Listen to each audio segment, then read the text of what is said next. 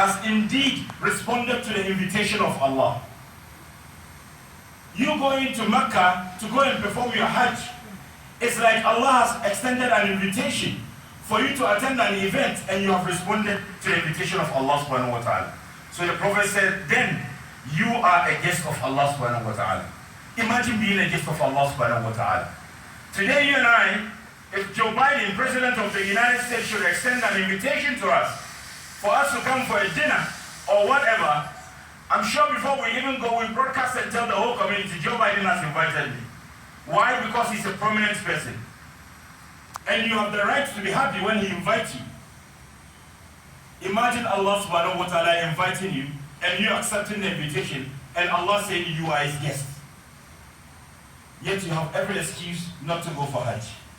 Brothers and sisters in Islam, once you enter the state of Hajj and you begin saying the talbiyah, labbaik Allahumma labbaik, every creature around, whether human or non-human, that hears you on the day of Qiyamah will stand before Allah to testify that indeed Allah, when you extended the invitation for people to come for Hajj, when you called people to come for Hajj, this person, that person, this man, that woman responded to your call and indeed came to perform the Hajj.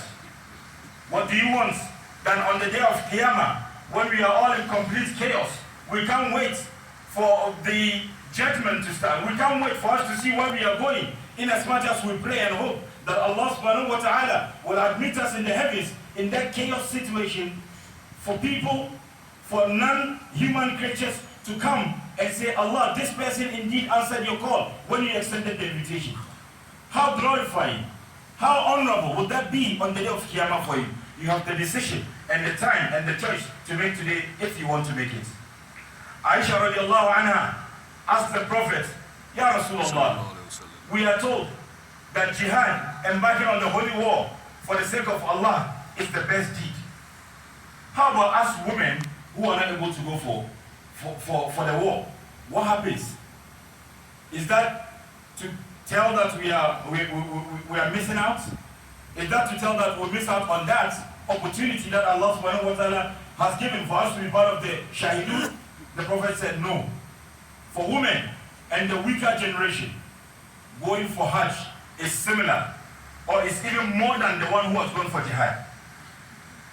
Then the Sahaba in another hadith asked the Prophet, even those sallallahu alayhi wasallam, even those who have embarked on jihad, on the war, and use their money to support whatever cause that we are doing at the time, you mean somebody who goes for Hajj, a sincere Hajj, is better than that person? The Prophet said yes, unless the person used his money to support the war, used his materials, used himself, and went and didn't return, or returned with nothing. He's the only one who is better than the one who has gone for Hajj. Look at the importance that Allah subhanahu wa ta'ala attaches to going for Hajj.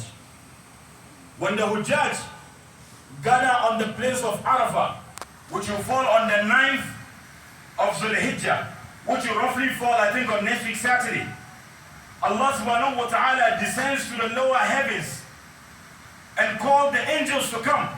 At the time, those who have gone to perform their Hajj, they are in their white cloth. They are smelly because you have been engaged in a very serious activity, very intense. People around you, they are very weak, very tired. People are crying and calling on Allah subhanahu wa ta'ala to forgive them, to do this, to do that for them. Allah subhanahu wa ta'ala will then call the angels, come.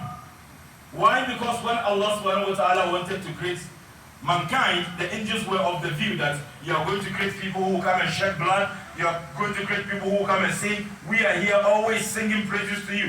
Why do you want to create another creature that will come and be causing trouble for the world? So Allah on that day will call them, come and see. Those people that you say I should not create, the creature that you said I should not create because they will come and cause trouble, come and see. They have left their homes. They are not wearing their best of clothes. They are standing before me. I have extended an invitation and they have responded. And all that they want is my forgiveness. Oh, my angels, bear witness and testimony that indeed I have forgiven these people. What more do you want, Ibad Allah? What more can you do to attain this forgiveness and mercy of Allah?